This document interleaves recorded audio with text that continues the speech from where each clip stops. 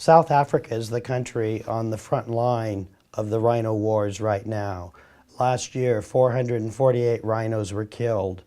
In a normal year, South Africa has never lost more than 12 animals.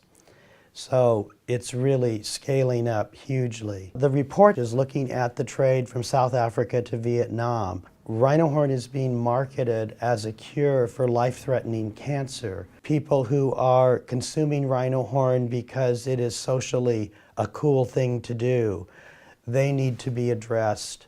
And rhino horn needs to lose this mystique of being something that's trendy and good to use. In South Africa, for the first time, in the private sector, we are seeing white poachers who are using helicopters, night vision goggles, high-powered weapons, sometimes crossbows, so that there is no sound made when the rhino is killed.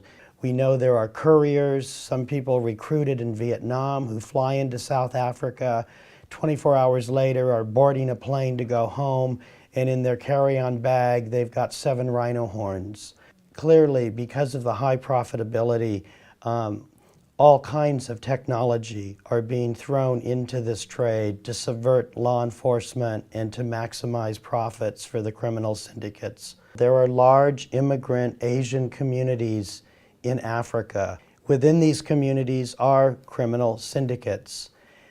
Now you have people who are connected to the end-use market at the source. And they are using their resources to forge alliances, to corrupt politicians, to pave the way for illicit trade to flourish. And that is what we are up against today.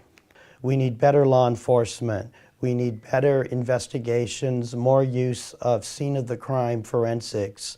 Equally, transponders and other devices are being fitted into horns with the hope that they will be detected somewhere along the trade chain and help us understand how these horns are moving around the world. Right now, South Africa is throwing a lot of resources, a lot of manpower towards interdicting rhino crime, but almost nothing is happening in Vietnam.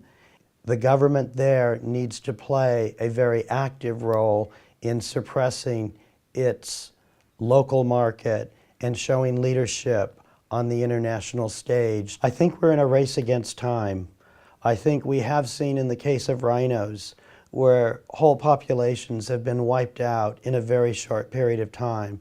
In my own lifetime, black rhino numbers went from 65,000 at least to slightly more than 2,000. That's incredible. Over 30 years I've worked in Africa, I've worked in Asia, I've worked all over the world, and I think every culture that I've been part of can be appealed to. We can get people to do the right thing.